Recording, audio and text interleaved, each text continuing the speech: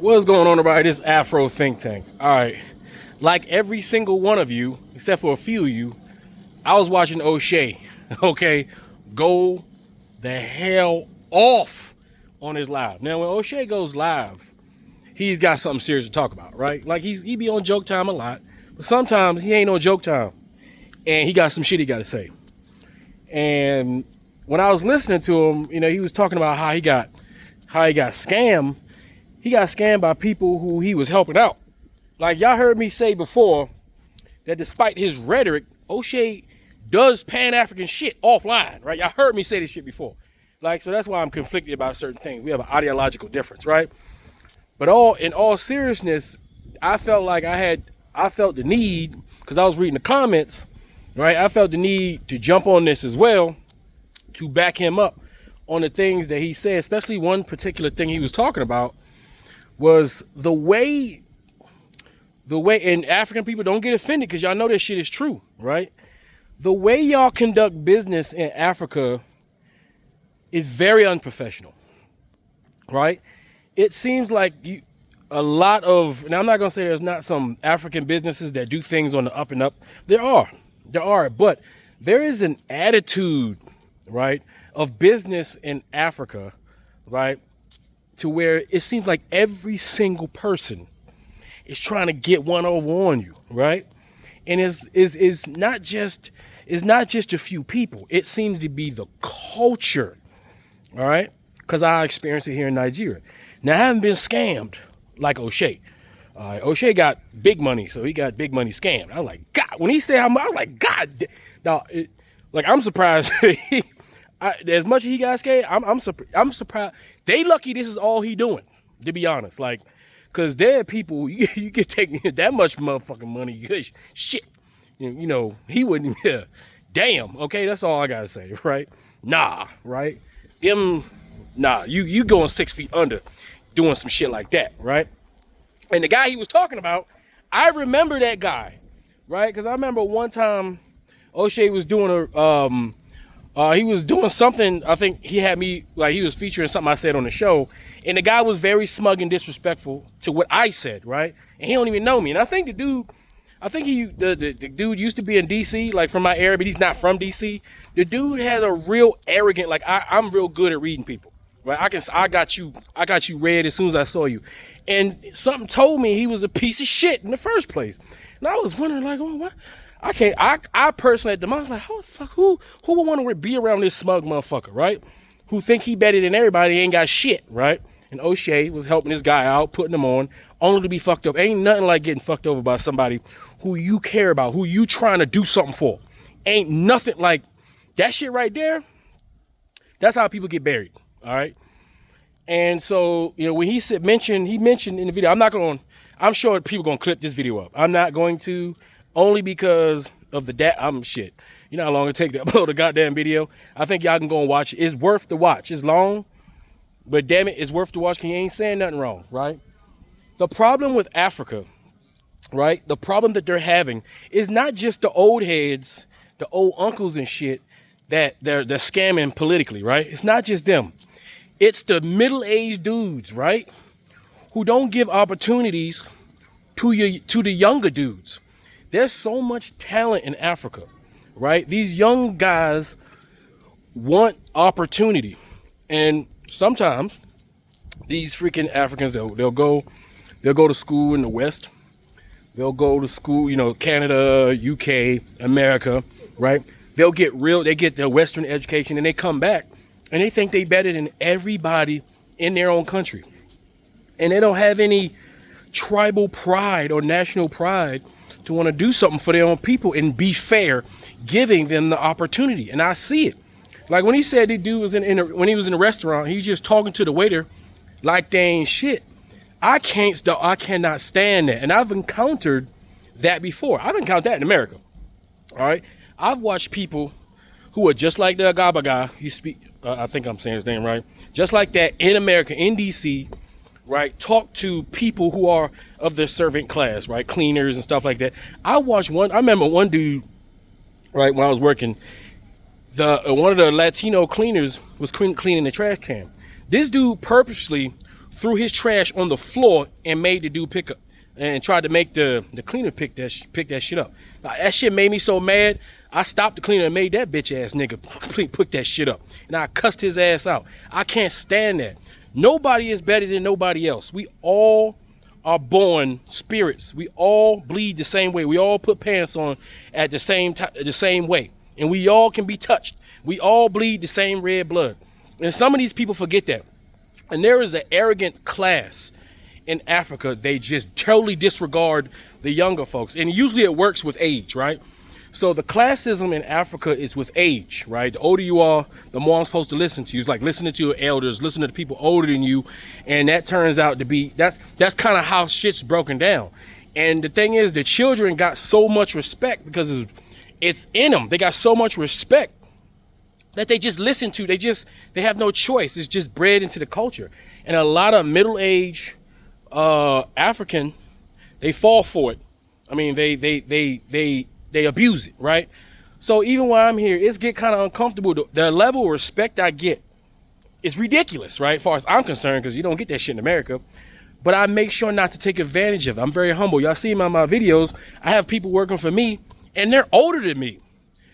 Even though they looking at me and calling me boss, and I'm chief. Yes, I'm a chief, so I'm in that certain class. And you know what I'm saying? They damn near grovel.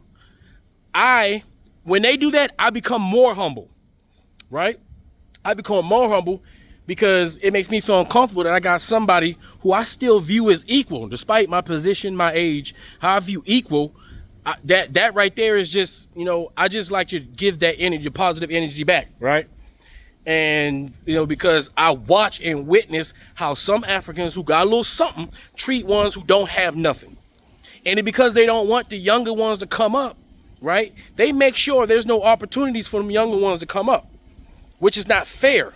You're bottlenecking the opportunities and the development of your countries because you rather get short-term benefit by screwing over everybody, by scamming everybody, by nickel and diming people who ain't even got a nickel and a dime in order to you stay in your position and in order to come up in the world, right? And that goes with all the scamming, right? It goes with all the scamming police officers. It goes with all the scamming politicians. It goes with all the people who want an extra few dollars to do shit under the table in order to get shit done. And I've been doing business in Africa for 7 years, right? See, good thing about me, though, I'm so goddamn anal and such an asshole when it comes to peer-to-peer business, right? Plus, I went to one of the best sales schools, not sales school. I've been in one of the best sales programs in America. So I'm really good at reading people, and I've been in the sales program in America. Plus, I was a Marine. So I've had worldly experience. And I know this is not just isolated to Africa. This happens everywhere. You can get screwed over and scammed everywhere, and everybody got their own way of doing it, right? But in particular in Africa, it just so happens the way that they do it, it holds everybody down. Because listen, at this point, especially like Nigeria, right? There's no reason why Nigeria is not at another level. There's no reason why Nigeria is not at the top of the food chain economically, right? Because yes, there are outside forces holding Africa back, yes. But at the same time, right, a good, more than 50% of the problem are the people here who do not practice good business practices, and they don't have systems, and they're not disciplined enough to follow the system no matter how greedy they want to be in order to benefit the entire community. That's the problem. You see, in America, we follow systems, right?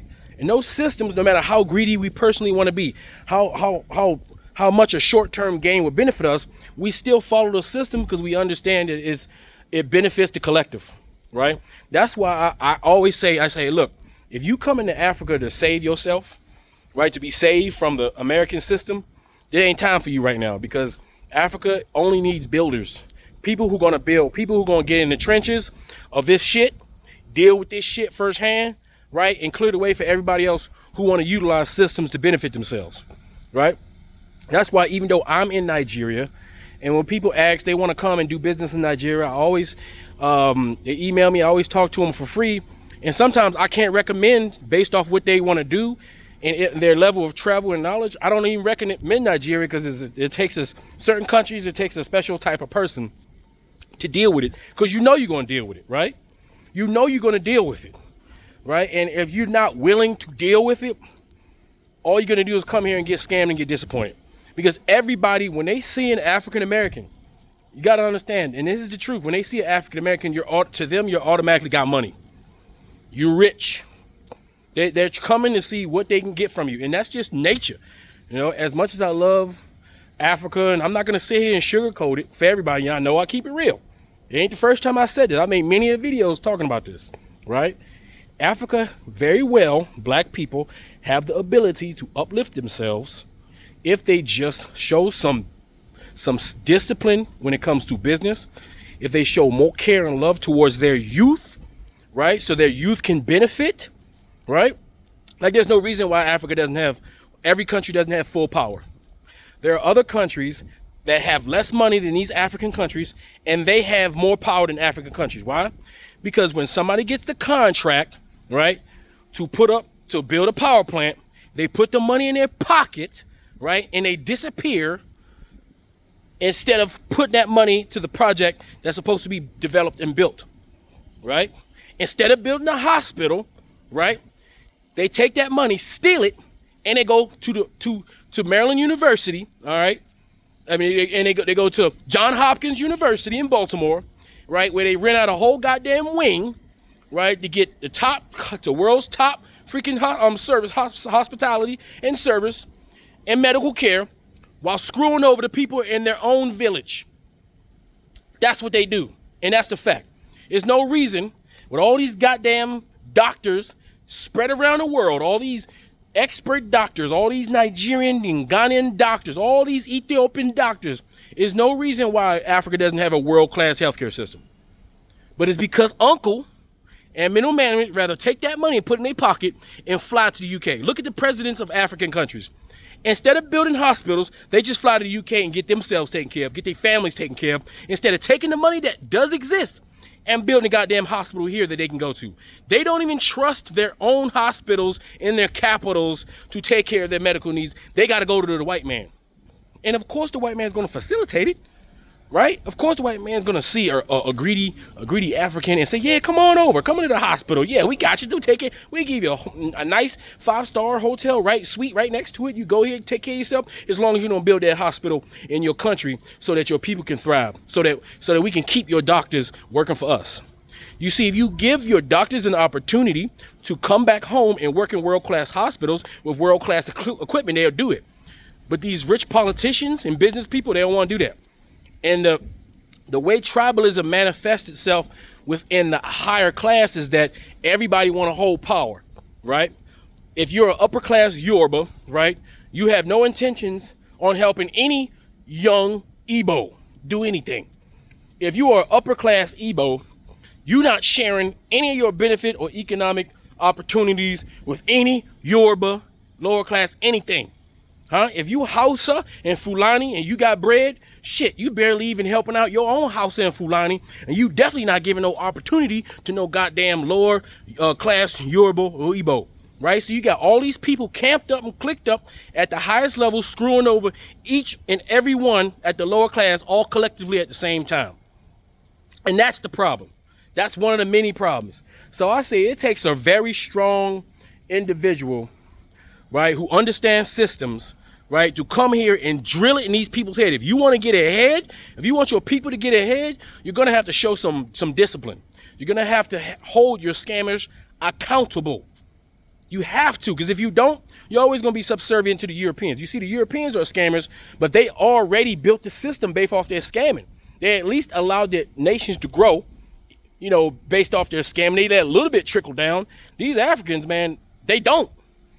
Because it's all about self-grandizing, self-gratification. We gotta recognize that we got a problem, and it manifests itself in the African American community because we do the same shit in America, trying to get over on each other, right? Instead of helping each other build community. It's like we're emulating white people. All right, white people will kill each other one day, be friends the next day, stab each other in the back the next day in order for all of them to collectively rise. That's the way they do. And we've been operating like white people, but we don't have the leverage white people have.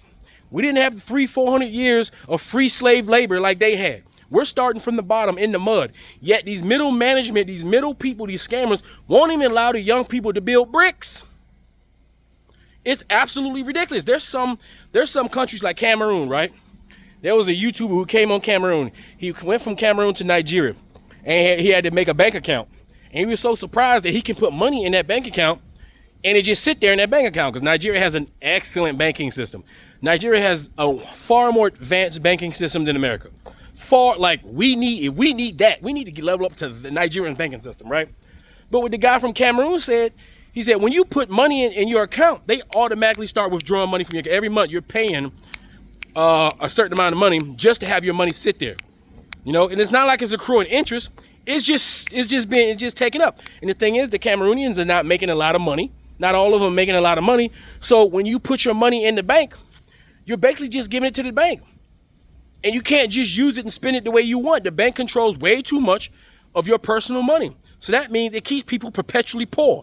It can't keep people who are young that's trying to make something happen. They can't save any money because the bank's taking all their money straight from their goddamn account. And because they don't make enough money to pad it up, every time they put money in their account, by the time you get to the next paycheck, you broke or you in the negative. It's shit like that because there's some goddamn young banker that figured out he can scam all these young cats that can't do anything because they're not bankers. So yeah, Oshay, man, he was on it. I mean, he was on it. And I felt his sentiment. And the thing is, African people are very soft-spoken. Now, Nigerians, they speak up. They yell, and they can, if you notice, Nigerians will tell you what's wrong with Nigeria. That's one unique thing about Nigerians, because their level of aggressiveness. Out of all Africans, Nigerians are the most outspoken. But even compared to African Americans, who are descendants of these same Nigerians, right? About 300 years removed, we're ultra aggressive because we've been living with that savage barbarian, the super most aggressive European on the planet. That's the biggest scammer on the planet. So we have adapted to have an ultra aggressive attitude when it comes to business, because we have been scammed our entire existence in the Western Hemisphere. So we can see a scam coming a mile away. We see that shit coming from a mile away, right? Advanced scams, right? Because our scams is built in the system, right? But here it's so superficial and elementary, it should be embarrassing. It's so obvious, right, of what they're trying to do and why it is that Africa is not where it's supposed to be. And in order for Africa to get to where it's going to be, it's time for a reckoning that Africans need to understand that they are partially responsible for the situation in which they find themselves in. And that's the truth, but they don't want to. You can't just, because it's convenient for you, you can't just be like, oh, it's the white man. But no, it's not always the white man. Just stop giving the white man so much credit. They're not that awesome. They're not that vicious, and they're not as slick as you think you are. They're not as slick as people think that they are, right? So you can't keep using them as a scapegoat. Sometimes the problem is us, as black people, not living up to our expectations. And that's in fact the truth, right? So yeah, I saw shit. That shit had like, he had like 100,000 people looking at him. He had them I show speed numbers. I'm like, God damn. And he was going off, and he was like, do something. Because they're not going to do shit. Because to be honest, like I said, outside of Nigeria, most Africans are a lot more quieter. They're a lot more softer. They're not going to speak up. And that goes for a lot of countries. Asians don't speak up. Latinos don't speak up, right? It's part of their culture. Africa, they don't really speak up, right? They try to stay in a position. They don't want to rock the boat. They don't want any reprisals. They don't want nothing to happen to them. It's a survival mechanism, right? But you see African Americans, we going to speak the fuck up. We going to say what we got to say. And what you going to do? We ready. We right here. We ready, right? Africa needs to understand, you going to keep inviting us here? We going to say something. Like K&K Squad, right, in Ghana. K&K Squad been saying it. You in Ghana, right? You invite African Americans to Ghana, right? But you don't got the systems necessary to facilitate us. Or that when a person from Ghana, you know, when she say something negative about Ghana, then they want to lose their goddamn mind because they don't want anybody to say anything bad about Ghana. Right? But if you say something good about Ghana, you're the greatest thing since sliced bread. But if you critique them, all of a sudden you need to go home, get out of here. You see, that type of attitude is the reason why Ghana is not where it should be. Because you have to do self-reflecting. First, you have to admit that we have a problem. And after you admit you have a problem, then you have to figure out, all right, what are the solutions to solve this problem? Then you got to figure out, how do I implement or educate the population to have the discipline enough to follow the systems necessary for everybody to collectively thrive? It's just that people are so short-minded and they want temporary gratification and they're not willing to do it. And as long as they're not willing to do it, the countries in Africa are gonna remain subservient to other countries who will take advantage of the fact there are a lot of countries where the people in the country are so desperate for money and for resources, they will take short-term gain, and they would utilize their tribalism, they'll utilize their ageism and classism to benefit themselves only and not think about the collective. That's the goddamn problem. So listen, African Americans we're gonna say it. So if you want us to come to your countries, we're gonna say the shit, and you got to deal with it because it's the truth. The truth is the truth, no matter how it make you feel. It's like fuck your feelings. We're gonna talk about facts. So yeah, Oshay went off. Y'all should go check out what he had to say. Now, he was being as careful as he could, but he was going off naturally, right? So it can come off as if he's saying F all Africans, but he was not saying that. He was only specifically talking about the scammers who not only scam him, but they scam their own people. And since the youth are not going to be able to say anything, they don't all have a voice, they don't all have a platform, right? Since their voices are not being blasted across the internet, it takes those who have the ability to blast it to do it on their behalf. Because this shit's not fair. Because Africa has entirely too much talent and is being bottlenecked and stopped by these people who just rather fill their goddamn pockets with the people's money instead of being communal and allowing some of that shit to trickle down or giving people proper opportunity to benefit themselves. Because nobody wants anybody to go above them. Nobody wants anybody to rise past them. And that's the problem. It's like it's all a competition. And they rather say F the country as long as they pockets is fat, as long as they can get on a plane and fly to the U.S. and go enjoy all the amenities of the West that should be built and developed in their own countries, the way they don't have to fly to the West to enjoy those things, but they can enjoy that shit in their own countries. Because Africa clearly has all the resources to build the goddamn Wakanda that we be talking about, but instead, you rather go to the West and utilize and benefit and finance white Wakanda. I think they've taken enough from us. It's about time for us to build some shit for our goddamn selves. But anyway, you guys tell me what you think in the comment section. All right, it's Afro Think Tank. Learn something, teach something. I'm out.